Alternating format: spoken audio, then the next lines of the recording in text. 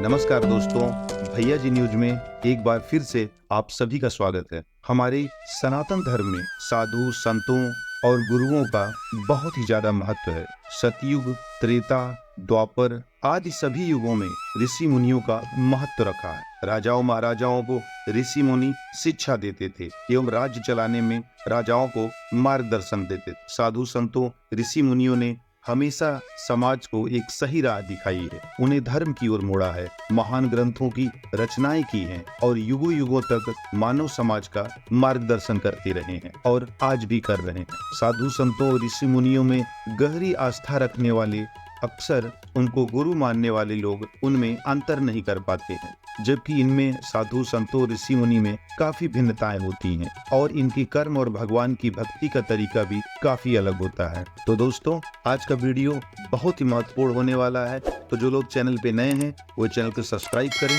ताकि हम ऐसे ज्ञानवर्धक वीडियो और भी बना सकें। तो चलिए शुरू करते हैं। ऋषि एक उपाधि होती है जो उन लोगों को दी जाती है जो वैदिक रचनाओं का निर्माण करते हैं।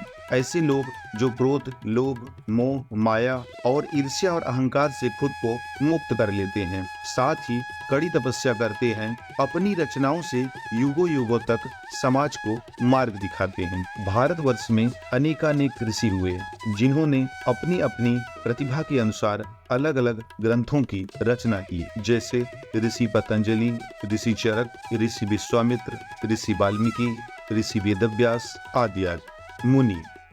मुनि ऐसे लोगों को कहा जाता है जो वेदों और धार्मिक ग्रंथों के ज्ञानी होते हैं। वे इन ग्रंथों का अध्ययन करते हैं, उन पर गहन चिंतन करते हैं, उन्हें जीवन में उतारते हैं। साथ ही मुनि कम बोलते हैं और अक्सर मौन धारण किए रहते हैं। संत की उपाधि उन लोगों को दी जाती है जो सत्य का अनुसरण करते हैं। ये लोग आत्मज्ञानी और सत्यवादी होते हैं, जैसे संत रविदास, संत तुलसीदास, संत कबीरदास। ये वो संत हैं जिन्होंने संसार और अध्यात्म में सामंजस्य बनाकर रखा, साथ ही अपनी रचनाओं के जरिए लोगों को सही और गलत का पाठ पढ़ाया। उनके कर्मों को देखते हुए उन्हें संत की उपाधि दी गई है। साधु वहीं पे साधु उन लोगों को कहा जाता है जो साधना में लीन रहते हैं। वे काम, क्रोध, लोभ, मोह आदि भावों से दूर रहते हैं और सन्यासी का जीवन जीते हैं। ये लोग धर्म ग्रंथ पढ़ने की बजाय अपनी साधना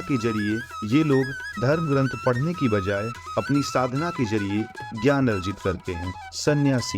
सन्यास का अर्थ सांसारिक बंधनों से मुक्त निष्काम भाव से प्रभु का निरंतर स्मरण करते रहना। शास्त्रों में सन्यास को जीवन की सर्वोच्च अवस्था कहा गया है। सन्यास का व्रत धारण करने वाला सन्यासी कहलाता है। सन्यासी शब्द सन्यास से निकला हुआ है, जिसका अर्थ त्याग होता है। सन्यासी संपत्ति का त्याग करता है, गृहस्थ जीवन का त्याग करता है, अविवाहित रहता है, समाज और सांसारिक जीवन का त्याग करता है, योग ध्यान का अभ्यास करते हुए अपने आराध्य की भक्ति में लीन रहता है। नागा साधु बनने के पीछे एक लंबी कहानी है।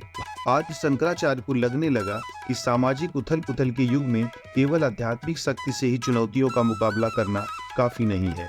उन्होंने जोर दिया कि युवा साधु व्यायाम करके अपने शरीर को सुदृढ़ बनाएं और हथियार चलाने में कुशलता हासिल करें। इसलिए ऐसे मठ बने जहां इस तरह के व्यायाम या शस्त्र संचालन का अभ्यास कराया जाता था। ऐसे मठों को अखाड़ा कहा जाने लगा। कालांतर में कई और अखाड़े भी अस्तित्व में आए। तो इस तरह से जो साधु युद्ध कौशल में निपुण होने लगे, उन्हें नागा साधु का नाम दिया गया। कई बार राजा महाराजा विदेशी आक्रमण की स्थिति में नागा योद्धा साधुओं का सहयोग लिया करते थे। इतिहास में ऐसे कई महत्वपूर्ण युद्धों का वर्णन मिलता है जिनमें 40,000 से ज्यादा नागा साधुओं ने हिस्सा लिया। नागा साधुओं ने कभी अयोध्या, कभी वृंदावन, तो कभी काशी में मंदिरों और धर्म की रक्षा के लिए हथियार उठाए और अपना बलिदान दिया। तो दोस्तों, ये थी हमारे ऋषि मुनियों, संत, साधु, नागा साधु और सन्यासियों में अंतर। आशा करते हैं ये वीडियो आपको